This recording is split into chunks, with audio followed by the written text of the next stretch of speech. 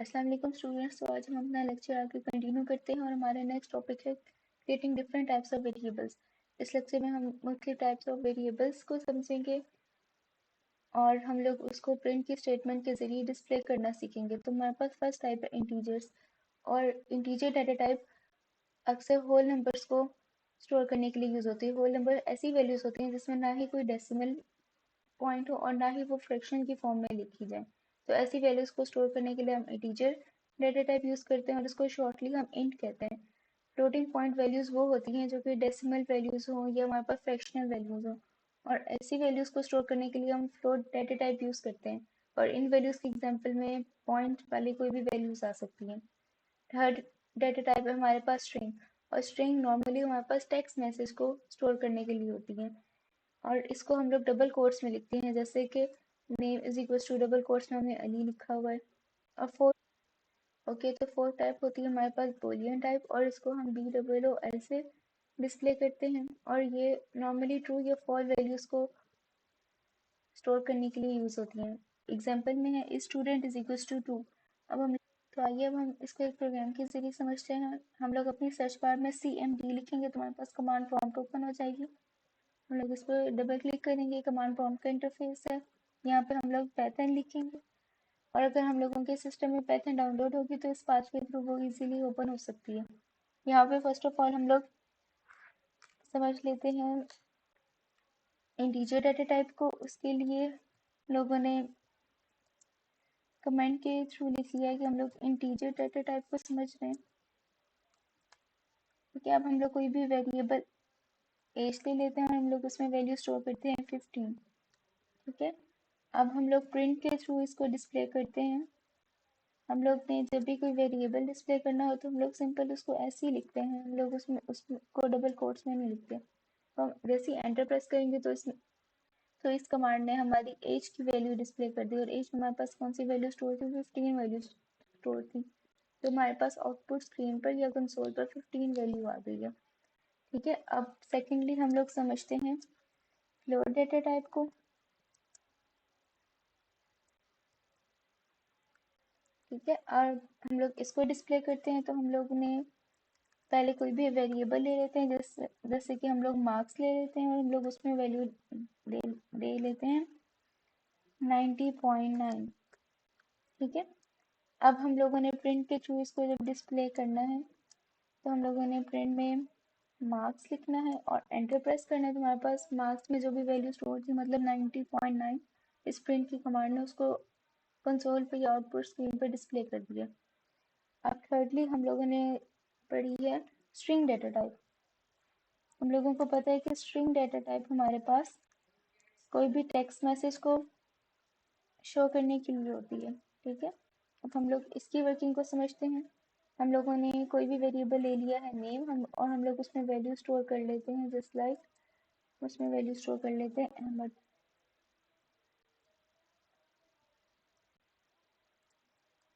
और हम लोग इसको प्रिंट की कमांड के थ्रू जब डिस्प्ले करेंगे, हमने प्रिंट में अहमद लिखा है, हम लोग जैसे एंटर प्रेस करेंगे तो ये अहमद वो नेम में जो भी वैल्यू थी यानी कि अहमद, प्रिंट की कमांड ने इसको आउटपुट स्क्रीन पर डिस्प्ले कर दिया है। और फोर्थ डाटा टाइप हमारे पास थी बूलियन डाटा टाइप। अब हम लोग इसकी वर्किंग को समझते हैं और इसके एग्जांपल में हमारे पास थी इस स्टूडेंट और इसमें हमने वैल्यू स्टोर कर ली थी ट्रू। हम लोग इसको बगैर कोट्स के भी डिस्प्ले कर सकते हैं। अब हम लोग प्रिंट में यही वैल्यू राइट करेंगे विच इज ए स्टूडेंट। आपने ये बात नोट की कि यहाँ पे हम लोगों ने अंडरस्कोर यूज किया है। हम लोगों ने वेरिएबल के रूल्स में पढ़ा था कि वेरिएबल के नाम में हम लोग अंडरस्कोर यूज कर सकते हैं, कोई एरर डिस्प्ले नहीं होगा। ठीक है, अब हमने प्रिंट में वैल्यू लिखी है स्टूडेंट और हम लोग जैसे एंटर प्रेस करेंगे तो इस स्टूडेंट में जो भी वैल्यू स्टोर थी यानी कि ट्रू, प्रिंट की कमांड ने उस ट्रू को हमारे आउटपुट स्क्रीन पर डिस्प्ले कर दिया। ठीक है, अब ये हमारे पास एग्जांपल्स थी डाटा टाइप्स की। अब हम लोग नीचे, ठीक है, अब हम लोग इनपुट आउटपुट ऑपरेशंस को समझते हैं। इनपुट ऑपरेशन हम लोग तब यूज करते हैं जब हम लोगों को यूजर से कोई भी वैल्यू गेट करनी हो। कमांड को एक एग्जांपल के थ्रू समझते हैं। सपोज करें हमने कोई एक ऐसा प्रोग्राम राइट करना हो जिसमें प्रोग्राम यूजर से उसका नेम इनपुट कर रहा हो, तो इसका हम लोग सिंटेक्स देखते हैं। हम लोग यहाँ पे नेम लिखेंगे और नेम में हम लोग ने क्या करना है, इनपुट करना है, तो यहाँ पे हम इनपुट लिखेंगे, स्मॉल ब्रैकेट मार्क करेंगे और यहाँ पे लिखेंगे एंटर योर नेम।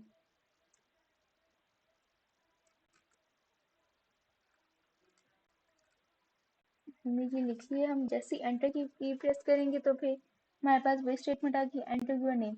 और देखिए हमारे पास कर्सर ब्लिंक कर रहा है, यानी कर्सर हम लोगों से कोई इनपुट मांग रहा है, और जब तक हम लोग इसको इनपुट नहीं देंगे कि आगे मैनिपुलेट नहीं करेगा।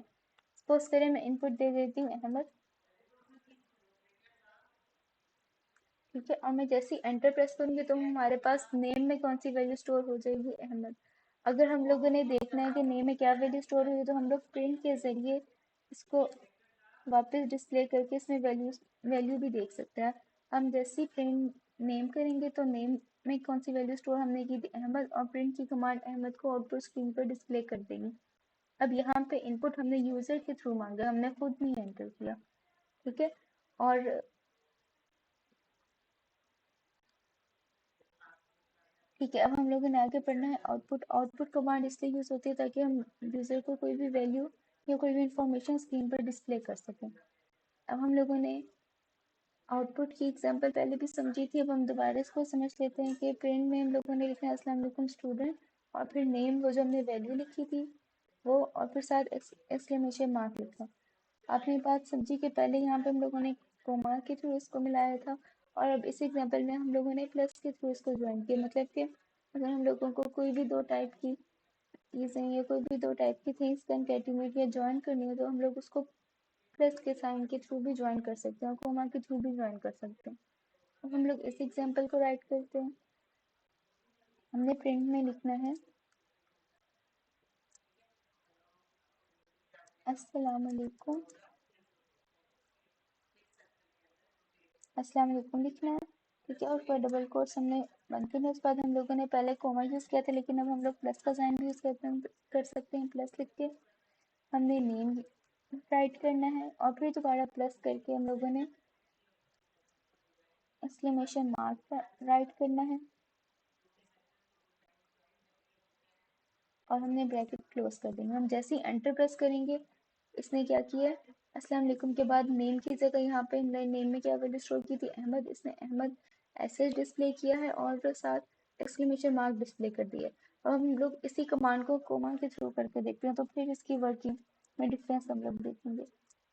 यहाँ पे हम लोगों ने ऐसे लिखना है अस्सलाम वालेकुम, ठीक है। अब हम लोगों ने इन्वर्टेड कोमास क्लोज करना है, और हम लोगों ने अब कोमा यूज करना है प्लस की जगह।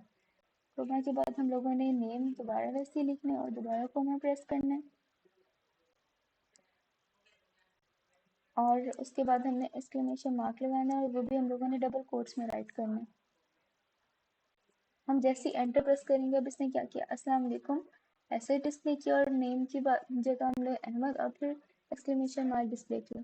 अब हम लोगों ने बात समझी कि जब हम लोग प्लस के थ्रू ज्वाइन करते हैं तो फिर ये हमारा टेक्स्ट मैसेज और वेरिएबल के दरमियान स्पेस नहीं देता, लेकिन जब हम लोग कोमा के थ्रू ज्वाइन करते हैं तो हमारे पास टेक्स्ट मैसेज और वेरिएबल के दरमियान उनको एक स्पेस दे देता है, जिससे हमारे पास मोर रीडेबल और मोर एफिशिएंट वे हो जाता है किसी भी मैसेज को राइट करने का, ठीक है।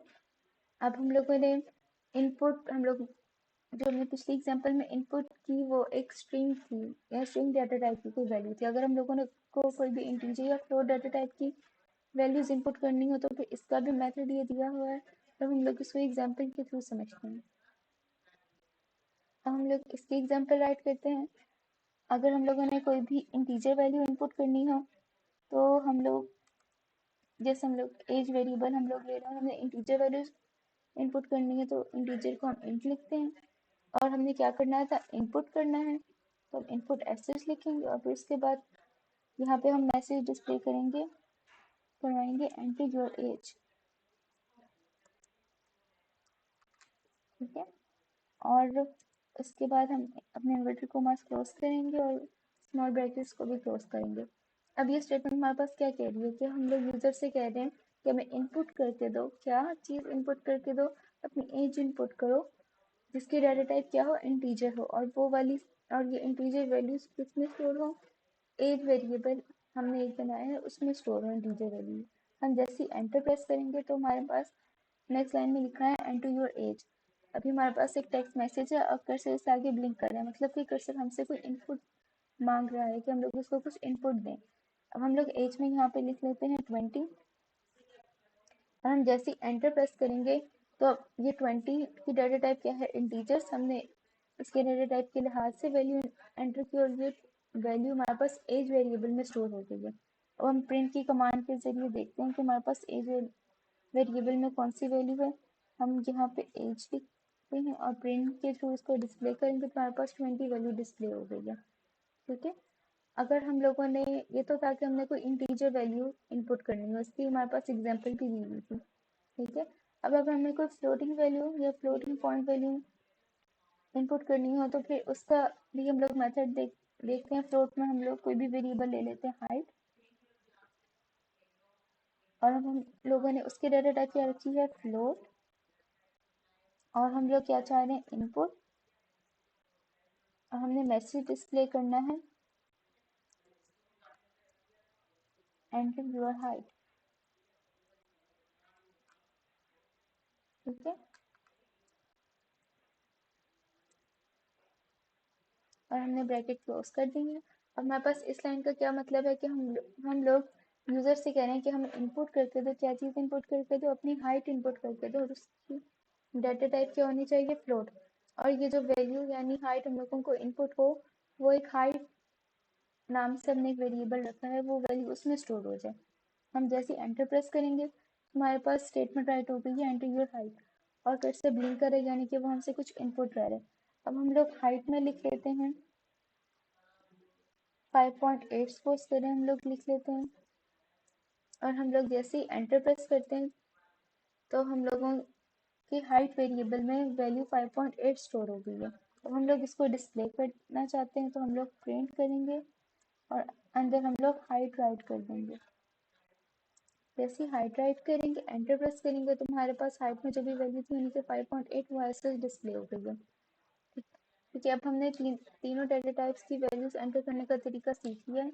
जैसे पहले वैल्यू में हम लोगों ने एक स्ट्रिंग इनपुट की थी तो उसमें तो हमने खाली इनपुट लिख दिया था। दूसरी एग्जांपल में जब हम लोगों ने कोई इंटीजर वैल्यू इनपुट करनी थी तो हम लोगों ने इनपुट से पहले बस इंट लिख दिया था, क्योंकि हम इंटीजर वैल्यू को इंट से शॉर्टली राइट करते हैं। और तीसरी एग्जांपल में हम लोगों ने जब कोई फ्लोटिंग पॉइंट वैल्यू डिस्प्ले करनी थी तो हमने इनपुट से पहले बस फ्लोट लिख दिया, यानी इनपुट से पहले हम वो डेटा टाइप लिखेंगे जिसमें हमें वैल्यूज डिस्प्ले करनी है। ठीक है, तो स्टूडेंट्स आज के लेक्चर के लिए इतना ही। अगर आपको मेरा लेक्चर अच्छा लगा then don't forget to like and subscribe my channel. Similarly अगर आपको इस टॉपिक के मुतालिक या पिछले कोई टॉपिक के मुतालिक कोई और क्वेश्चन पूछना हो तो उसको आप कमेंट्स में राइट करें and I will try my best to answer them. Thanks a lot.